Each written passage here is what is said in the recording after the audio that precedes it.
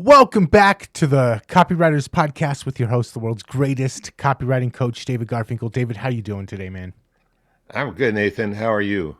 I'm good. I'm excited for today's episode. We've got the return of a very special guest, and looking at the show notes, kind of like it feels like a bit of a familiar flavor with a little bit of a twist. So I'm excited to jump into it. I'm going to turn it over to you. Well, that's an amazing tease. I'll take it. So I have a question for our listener. After you finished your copy, how do you know you've got everything right and haven't left anything out? There are several good ways to double check, but I don't think there's a more fun one than Jack Turk's killer copy checklist. It's an 8-page PDF written and presented like a comic book, but it's serious stuff in a very easy to take form. Today, Jack's going to tell us about the checklist and make it available to you free of charge. To understand why this is such a good checklist, you need to know a little bit about Jack. He's our returning champion, and we're really happy to have him back. Jack has decades of experience writing for corporations like Microsoft and Kodak, as well as a number of small businesses, including dentists, attorneys, and even magicians. As the voice of Dan Kennedy and GKIC and many other high-profile thought leaders, Jack's sales copy has generated millions of dollars in sales, and he's now known as the world's fastest copywriter. Jack was also the host of the highly successful Copywriting Summit, and he was kind enough to invite me to come on to talk about headlines and hooks. Today, he's going to walk us through his killer copy checklist. It's as good as anything I've ever seen and a whole lot more fun than anything else I've seen. We'll tell you at the end of the show how you can get Jack's awesome checklist. But you wouldn't be surprised if I first didn't tell you that copy is powerful and you're responsible for how you use what you hear on this podcast. Most of the time, common sense is all you need. But if you make extreme claims or if you're writing copy for offers in highly regulated industries like health, finance, and business opportunity, you may want to get a legal review after you write and before you start using your copy. The final step in your checklist. My larger clients do this all the time. So, Jack, welcome back and thanks for being here. Hey, David, so good to be here. Thank you very much for having me back. You're welcome. Well, hey, I love this checklist because it's very thorough and it's really well organized, but it's in the form of a comic book. How did that come about? I've been playing around with like doing instructional design with comics for probably close to a couple decades. Actually, I came up with something when I was working at Microsoft on Age of Empires. I was playing around with a comic strip format for explaining how some strategy you used in building your civilization. And I kind of played around with it. There's a nice little tool back then to do that.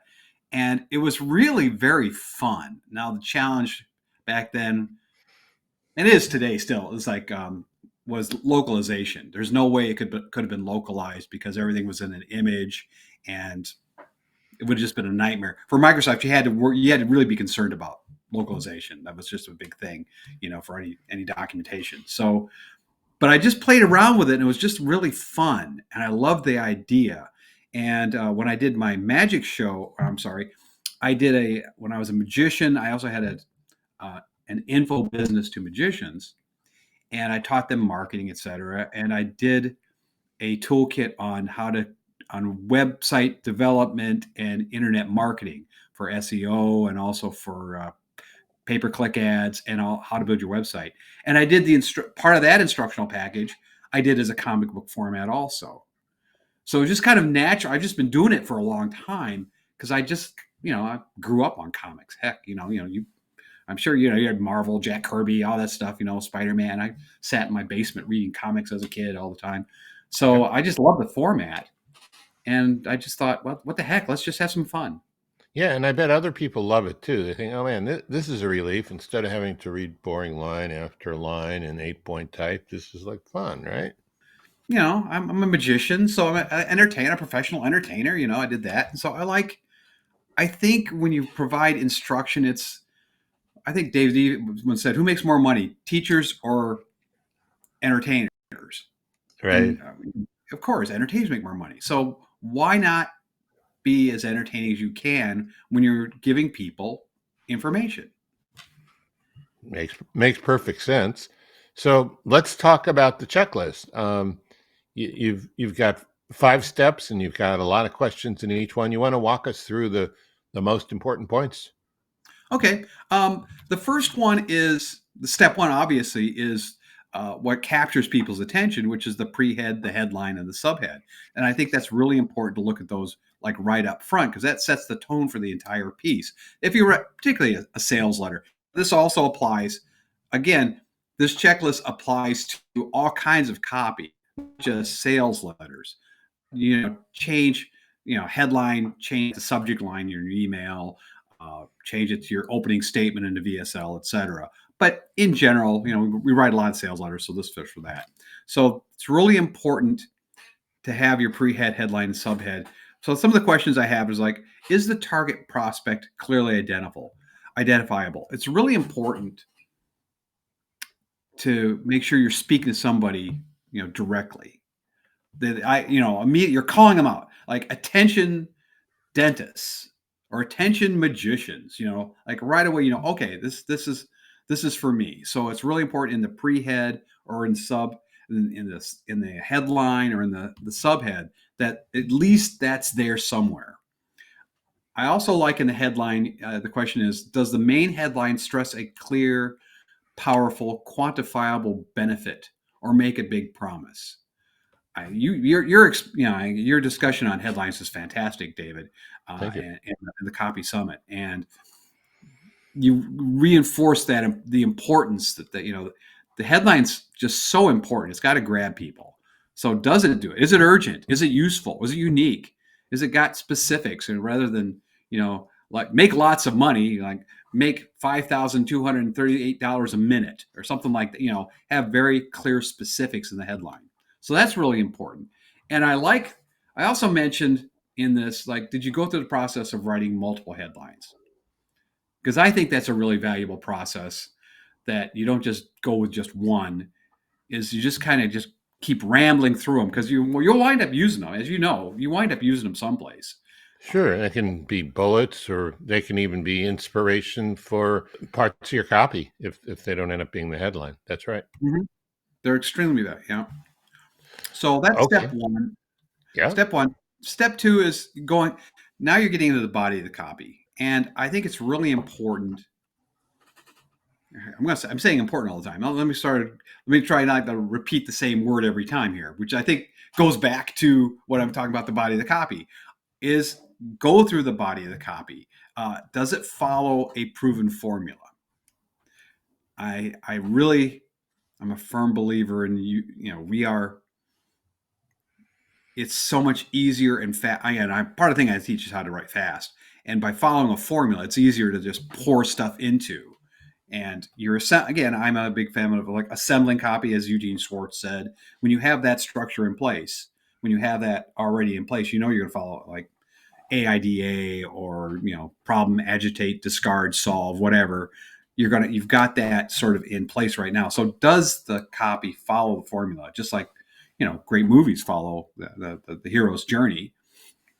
We're doing the hero's journey essentially with copy, with following a formula. But you don't want it to wander. The point I make in the checklist is it following a formula? Is it logical, structured? Because you're making a persuasive argument, or is it just kind of wander aimlessly from point to point? Yeah, and to give people an idea of the visual and wandering point to point, you have this astronaut floating in space with a burger in one hand and a Coke with a straw in the other. It's very funny. It's really great. Yeah. Oh, well, that's what I also tried to do with this, is make it, again, entertain, fun. You can make the point, but you can also add a little twist to it that like, oh, okay, and you remember it. Again, that came to mind. You remembered that, and I think I tried to find images that worked really well to carry on the point. Talking about the opening, does the opening raise questions? Does it state a problem? Is it the whole slippery slope thing? Does it open loops and open people? Oh, I hadn't thought about that, and they have to keep reading to find out more, because that's the whole purpose. Your headline gets them read the subhead gets them read the opening first sentence, second sentence, paragraph, et cetera, et cetera. Are you driving people relentlessly forward? And that's important in the copy. That's really important, because a lot of people think, when they think formula, think, okay, I'll just paste in a bunch of bullet points here. I'll paste in a guarantee. No, that's part of it. That's not all of it. It's got to create some momentum. It's got to get the reader moving forward. And so I think that question is really important. This is like a gem from Dan Kennedy that was buried deep within some interview he did somewhere, and I don't think he ever said it anywhere else again. But he was asked, what makes you such a great copywriter? He said, I say interesting things in interesting ways. And that is such a brilliant observation, and so vitally critical in reviewing your copy as you're going through the body and reworking the words. Are you saying interesting things to the readers? Stuff that really, your customer, your prospect. Are you saying things that would interest them? And are you saying in a way that's interesting? I don't know if there's a debate within copywriter at large or not about the use of cliches. Growing up in writing fiction, you don't want to have cliches. Right. In writing copy, I don't find it really all that bad to use cliches, because it's comfort. In some ways, it's comforting, and it's a hook, and maybe this is a battle people argue about, but I don't have a problem using cliches. Yeah. So let me tell you my point of view. I say that copy should require the least mentation possible. And a lot of people don't know what that word means. Mentation, like dentation, like you mentally shouldn't have to chew on it too much. Mm-hmm. It should just go right in. And that's why cliches are so great. There's a fine line between using a cliche and writing a line that people have seen 1,000 times before in 1,000 other sales letters that they go, oh, please. But I am generally in favor of, okay, how about we'll take do a riff on Dan's thing, using cliches in an interesting way. Exactly. That's you take the cliche, but there's a fine line, perhaps not pencil line, perhaps not ink line, perhaps even down infinitesimal. You can take the cliche and then add on to it, twist it around a little bit, enhance it. So you got to hook people are comfortable with, and you're taking them down an alley for the purpose of persuasion.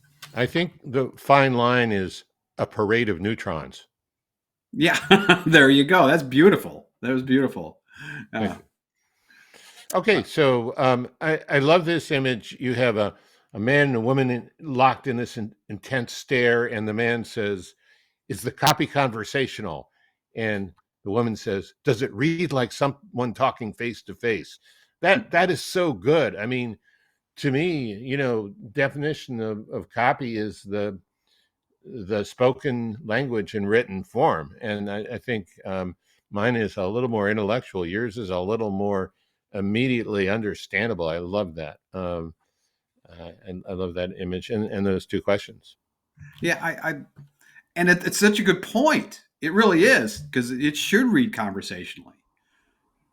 I think I don't know if again I go back. I'm a Dan guy, but you're sitting down at at the kitchen table, talking things over with your wife about stuff.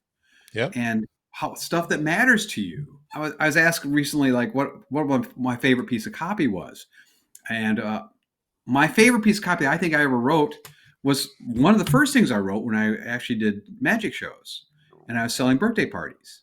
And I wrote a piece of my website was essentially like a letter to mom, who was a bit working mom. and she's stressed because she's trying so hard to be a good parent. She loves her kids so much, and she's it's high tech, and she's working her tail off. So I got it, and she just wants to have this birthday show how much she loves her child and have it be really special. And I was just talking to her, about like what I did. I understood her. I understood why. Very conversational, very like, and trying to address, what what's it like having a stranger come into your home and say, how to make them feel comfortable. And I thought it was I think it's really one of the best pieces of copy I've ever written. And I did it early on because you have to sell yourself. I think selling yourself is a really great exercise as a copywriter. No, I'm laughing, Jack, because John Caples, maybe his greatest copy was what he wrote, like it's the first thing he ever wrote. They laughed when I sat down at the piano, and my $40 million sales letter was something I wrote, like 3 months into writing copy or a year into writing copy. Sometimes I don't know. I mean, there's kind of this dark theory that each of us is only um, uh, given at birth a certain number of great sales letters, and once they're gone, they're gone. No, I've done a lot of other good stuff, and so did Caples, and so have you. But I understand what you're saying. That's very interesting. Yeah, and again, it's all back to it was conversational. I was just talking. If I was just sitting down in front of them, because and I believed in my product, and that's also part of this too. But some of the other things I have in here, like let's go ahead. just do a couple so we can keep moving. But please continue. These are all so great. One of us just doesn't speak to one and only one specific person. Yeah, it's so easy to talk in general terms to all dentists, want to do this. Well, I don't care. I'm a dentist. I don't care about all dentists. I care about me. right. Because everybody cares about me. I mean, I'm not saying everybody's self-centered pigs, but at some level we are. So let's be honest. Right. So, what's in it for me? Everybody's favorite radio station. So that's an important thing. Do you use the word you and your and yours throughout? That's an important piece to look through. I saw there's a buddy of mine who does direct response for political campaigns. He helps political campaigns do direct response, and he pointed out this politician's letter, and he just kind of circled all the I's, and there was I there's probably 75 I's on a single page. I will do this. I would have said like, no, it's all about you. If you're campaigning, it's about you. It's about the person who's reading this. So that's really critical. And this is a direct response principle that I put in here also at the end is, do you ask the reader to take one specific action? And I am really a firm believer in, it's so easy to meander off into a bunch of ways and ask them to do, well, I think I want you to do this consult. But if you don't want to do the consult, you should get my free report. And if you don't want to get my free report, you can actually go here and buy my product. And honestly, I've had clients who've asked me, this letter should do 4 or 5 things. I'm going, you're out of your mind. It can't do 4 or 5 things. Send 4 or 5 letters. One of the things I think is implicit through a lot of what you're saying that I want to say very explicitly and bluntly is you don't want to make the reader think. You want them to be able to follow your lead. And if they have to make decisions as to 4 or 5 different things, that's making them think. That's going to pull a lot of the energy out of the momentum that you were building. So totally agree with that. I'm going to add too, in the modern day of internet sales pages, website sales pages, one thing that I've noticed is hiding the toolbar on the top. So they can't click home. They can't click about us. They can't click blog posts. They can only click buy now. That's the only thing that's on the page for them to click. I've seen a drastic increase in conversions by making that one simple change. Oh, that makes total sense. Makes total sense. Limit the choices. Yeah, that's a good one. All right. What about step 3, the offer? The offer. Is the offer clear and easy to understand? This is, I keep using the word important. I mean, everything I throw in here, I think is important. So we'll just say that's the foundational. It's all important. But the offer has to be clear. You know, a muddled offer is horrible. Like you don't know what they're, like the call to action to do this, or that's a call to action thing. But the offer, it should be as simple and like, oh my God, I want this. I really, I'm a big fan of our, have you built up the value? Is there a reason to act now? Is there anything you can do to make it better and irresistible? And this is sort of my own, I don't know, personal thing that I think so many businesses and so many enterprises don't really think through their offers. They really don't work through the effort of what can they do to make it totally irresistible, a total no-brainer for that perfect customer. Sure. And we talk about the curse of knowledge a lot on this show. The problem is when you're so steeped in what you know about your own product, you forget other people don't know it. So if they knew what you knew, they would just jump on it. But you can't ever expect that, even from a customer who knows your business well. They're not going to be in that state of mind. You have to bring that up with the kind of improvements to the offer that you're talking about. Mm-hmm. I mean, I actually worked on a project with a guy who put together a book, and one of the points he made, it's a wonderful book. It's called Monetization. It's not my own stuff, but it's a great book, and I hardly look at it. It's called Monetization. Maybe this is, anyway, this is a great book. And he talks about, it's Caleb O'Dowd, and he talks about putting together an offer that thinks, this is a Halbert principle, keep piling on how you can make this offer impossible to say no to. Mm-hmm.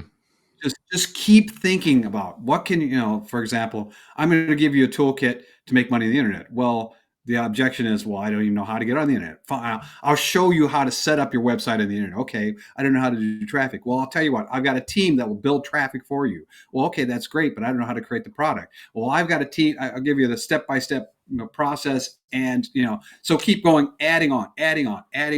So it's like, I can't.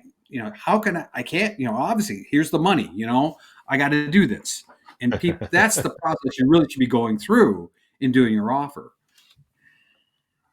Cool. All right. But then there's step 4, guarantee. Want to talk about that?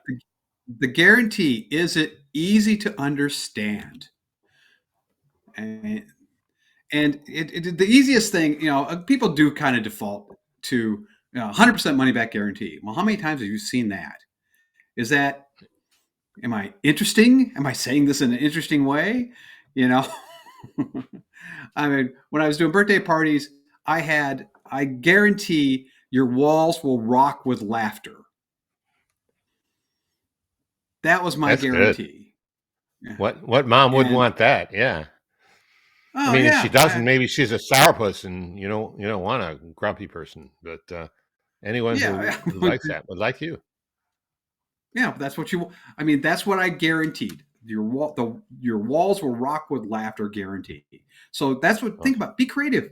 You're a writer. You're the copywriter. Be creative with the guarantee. Make it something totally different. Have it be fun. Are there things you can do to make it even stronger? For like plus guarantees? I'll talk. I've seen guarantees where I'll double your money back. If you're not happy, I'll talk with some products. Something like just keep the products. I don't care. You're not happy. And honestly, nowadays with online stuff, like they can download your PDFs and whatever. If you're not happy with my product, whatever. I mean, honestly, I don't get a lot of refund requests, but I don't care.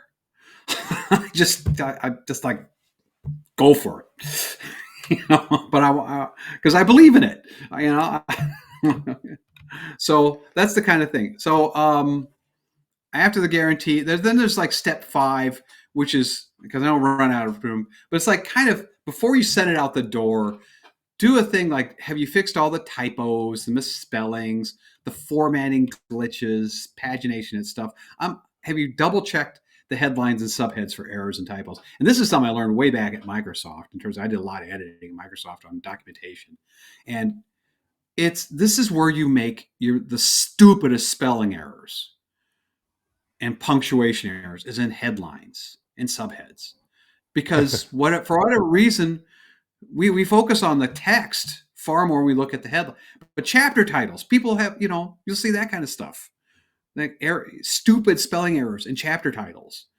Because it's just like whatever, your mind just doesn't see it. So make sure you go through that first. That's one of the first things you check is all the heads and subheads. And you have to go into a different mode to do it. You have to take a deep breath and become as boring and procedural as possible so that you're not looking for the emotion, the excitement, and you're not getting it. You're just looking for the correctness or the mistakes, right? It's a different mindset, and it's even a different speed sometimes, and it's worth it. It is, and it's a practiced eye. I remember there's an editor at Microsoft who she was so good. We used to say about her, she could tell if a period had been italicized. That's a very nerdy joke, but I like it. That's a fine eye.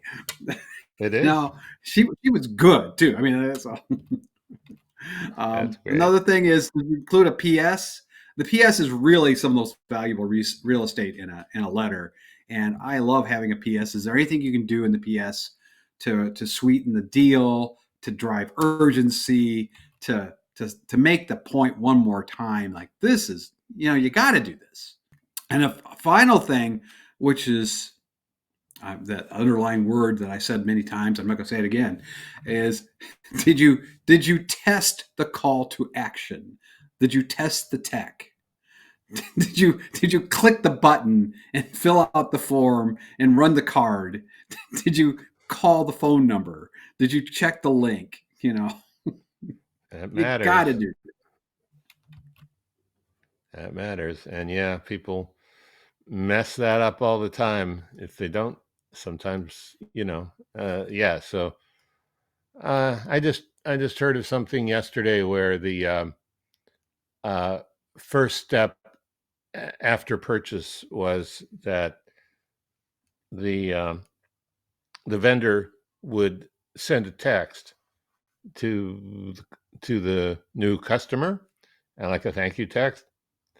Mm-hmm. Turned out that they didn't collect the phone numbers on the intake process I mean, but yeah, there's probably a million more examples like that. So, David, I think you told me one time there was a promo where at the end you had to fill in the information. It was on a piece of paper, and they put the information box in all black with white text.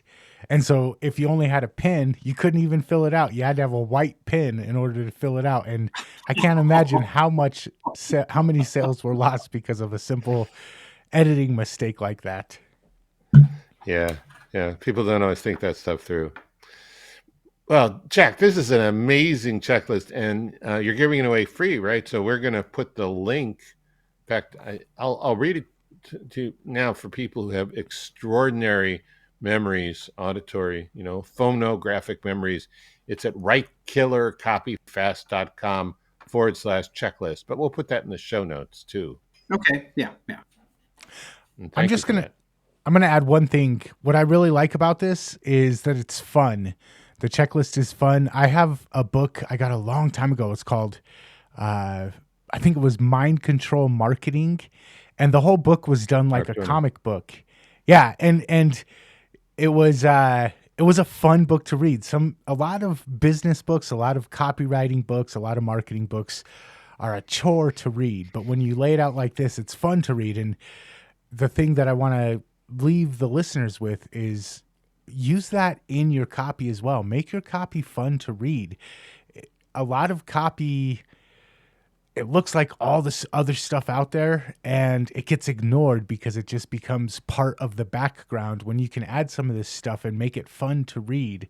Follow the example in this little cheat sheet. You're going to get a lot more people engaged. And once they're engaged, they're going to actually get to the end where you make your call to action. Yeah. Thanks. Yeah. All right. Jack, where can the listeners go if they want to get this killer copy checklist, and if they want to learn more about you and your work? Where's the best place to go? Probably writekillercopyfast.com. The checklist, I've actually got a shorter link for that too, which is wkcf.link, link/KCC. All right. And we'll make sure to have both of those in the show notes. If you're listening to this and you want to quick, easy access, head on over to copywriterspodcast.com. We'll have it linked up in the show notes. David, anything else before we're out of here? No, just thanks for coming back, Jack. This was great. Oh, thank you so much for having me. I really enjoyed it, David. Always good to see you, man. All right. Copywriterspodcast.com. You can find everything over there, as well as a bunch of other episodes. While you're there, make sure you're subscribed to the podcast. Leave us a rating and review on your favorite podcast app. And until next time, we will catch you later. Catch you later. Yeah.